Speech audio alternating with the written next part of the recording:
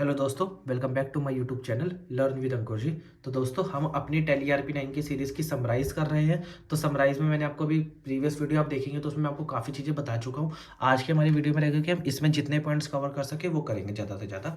तो हम पहले देखते हैं अकाउंटिंग इन्फो। अकाउंटिंग इन्फो में जैसे ही आप जाते हैं तो यहाँ पर आप पे आते हैं ledgers, group, budget, scenario, voucher type. अब जब हम लेजर्स और ग्रुप पे जाते हैं तो लेजर्स और ग्रुप में लेजर का मीनिंग क्या होता है? लेजर तो आपको किसी भी चीज़ की लेजर बनानी है जो आपने अपनी +1 +2 अकाउंट्स में भी सीखी होती है। जैसे कि ऋतिक के नाम की, तुषार के नाम की, या फिर आपको कैपिटल की, सेल्स की, बैंक की, कोई भी चीज़ की आपको लेजर बनाई तो वो आपको लेजर है। और लेजर के लिए कुछ पर्टिकुलर ग्रुप पहले से ही प्रीडिफाइंड होते हैं। लेकिन आपको फिर भी उसके अंदर एक और ग्रुप क्रिएट करना हो तो उसके लिए आप जाते हैं ग्रुप क्रिएशन पे। ग्रुप क्रिएशन का मोटा-मोटा क्या हिसाब होता है? आप ग्रुप क्रिएशन में ये समझ सकते हो कि आपके पास डेटर है, तो डेटर नाम का आप पे एक ग्रुप है। लेकिन डेटर को भी आप ना फर्दर डिवाइड करना चाहते हो कि मेरे को नॉर्थ इंडिया के डेटर चाहिए, साउथ इंडिया के डेटर चाहिए। तो आप क्या कर सकते हैं? नॉर्थ इंडिया का एक ग्रुप बना सकते हैं डेटर्स का, उसको आप डेटर्स के अंडर रख सकते हैं। ऐसे एक साउथ इंडिया का बना सकते हैं, उसको डेटर्स के अंदर रख सकते हैं। ताकि जब आप लेजर बनाए तो आपके जो मान लीजिए आपके जो भी है नाम XYZ या ABC जो भी आपके नाम है वो आपको अगर उसमें रखने हैं तो आप क्या करेंगे? अब आप डेटर पे क्लिक ना करके अब आप नॉर्थ इंडिया के डेटर नॉर्थ इंडिया में रखेंगे, साउथ इंडिया के साउथ इंडिया में। तो इससे तो आपका ग्रुप क्रिएट हो जाएगा और लेजर्स आपका नॉर्मली जैसे क्रिएट होता है वैसे। अब हम बात करें बजट की, तो बजट आपको पता ही है क्या है होता है गाइस। बजट में क्या होता है कि हम किसी भी खर्चे को लेके पहले से कुछ बजट प्रिपेयर करके रख दें तो वहाँ पे बजट हो जाता है। सिनेरियो इतना इंपॉर्टेंट के हिसाब से आपको मैं एक बार आइडिया देता हूँ कि सिनेरियो में आपको कुछ भी क्रिएट करना पड़ता है, कुछ सैलरी से रिलेटेड या किसी चीज़ से रिलेटेड तो होता है। वाउचर टाइप में अगर मान लीजिए कुछ तो आपके पास वाउचर अवेलेबल होता है, अगर आपको न्यू वाउचर क्रिएट करना होता है तो उसके लिए आप आते हैं वाउचर टाइप पे। तो ये था आपका अकाउंटिंग इन्फो का। अब बात करते हैं हम अपने इन्वेंटरी इन्फो की। इन्वेंटरी इन्फो में आप ये वाले पॉइंट्स देखेंगे। सबसे पहले स्टॉक ग्रुप, कि आपका जो स्टॉक है वो आपका किस ग्रुप में आता है। मान लीजिए आप बेचते हैं लैपटॉप, तो लैपटॉप आपका एक ग्रुप हो गया।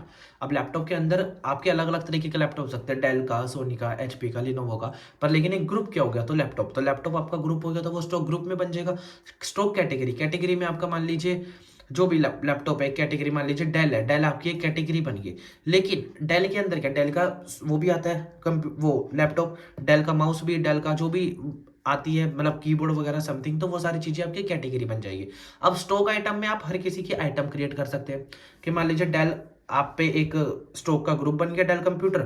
आप पे कैटेगरी वाइज क्या होता है? डेल कंप्यूटर की बजाय पे आप पे डेल सॉफ्टवेयर या जो मतलब डेल माउस वगैरह जो भी चीज़ है तो वो आपकी कैटेगरी क्रिएट हो गई कैटेगरी वाइज। या फिर आप यूँ कह सकते हैं कि आप पे मान लीजिए आप टीवी बेचते हैं तो ये आपका ग्रुप हो गया कैटेगरी वाइज। आप ये कह सकते हैं कि टीवी आप बेचते 22 इंचेस का, 29 इंचेस का, 32 इंचेस का, 38 इंचेस का, 44 इंचेस का, तो इस तरीके के आप बेचते हैं LED। तो LED की वो कैटेगरी होगी। अगर हम आइटम की बात करें तो आइटम में आप पे कि हाँ जी आप पे कौन सी कंपनी के कितने पीस LED है तो वो आपके स्टॉक आइटम में आ जाती है। यूनिट ऑफ मेजर की बात करेंगे तो यूनिट ऑफ मेजर में आप देखेंगे, यूनिट ऑफ मेजर ये होता है कि आपको पीसीस में कोई चीज़ बेचनी है, लीटर में सेल करनी है, मीटर में सेल करनी है, जिस मर्जी मतलब एक क्वांटिटी। जो कि आप हमेशा कोई भी चीज़ किसी भी दुकान से खरीदने जाते हैं या बेचते हैं तो एक उसकी क्वांटिटी होती है मेजरमेंट की, चाहे आपकी वो पीस हो सकती है, लीटर हो सकती है, मीटर हो सकती है, बॉटल्स हो सकती है, XYZ कुछ भी हो सकती है। अगली बात आती है गोडाउंस की। तो गोडाउंस में हमने ये चीज़ सीखी है कि गोडाउन्स में मतलब आपका जो स्टॉक है वो कहाँ कहाँ पे रखा हुआ है। तो एक तरीके से आप गोडाउन क्रिएट कर सकते हैं कि गोडाउन 1 है, गोडाउन 2 है, गोडाउन 3 है। वो रीऑर्डर्स लेवल या रीऑर्डर लेवल ईजी होता है। इसमें आपको ये देखना होता है कि आपको मान लीजिए आपका जो स्टॉक है वो आपको किस किस टाइम पे मंगाना है, क्योंकि आप ये देखते हैं आपको ऐसा भी नहीं होना चाहिए कि आपको कभी भी किसी भी चीज़ की शॉर्टेज पड़े। समझ रहे हैं ना आप? अगर आपको शॉर्टेज पड़ रही है किसी चीज़ की तो उसने इसका मतलब आपने रीऑर्डर लेवल को सही से नहीं समझा है। वाउचर टाइप में आप देख सकते हैं आपको नया वाउचर क्रिएट करना हो। जो हमने अकाउंटिंग इन्फो में वाउचर टाइप देखा था उसमें आपको अगर अकाउंट से रिलेटेड कोई वाउचर करना हो और अगर आपको इन्वेंटरी से रिलेटेड कोई वाउचर बनना है तो वो आपका वाउचर टाइप में आ जाएगा। आई होप गाइस आपको ये पॉइंट क्लियर हो गया। आज की वीडियो में हम यही सीखते हैं कि हमने मास्टर में अकाउंटिंग इन्फो और इन्वेंटरी इन्फो को कैसे बनाना है। अब नेक्स्ट वीडियो में हम ये ट्रांजैक्शंस और यूटिलिटीज के बारे में बात करेंगे और नेक्स्ट वीडियो में उससे हम रिपोर्ट्स की बात करेंगे।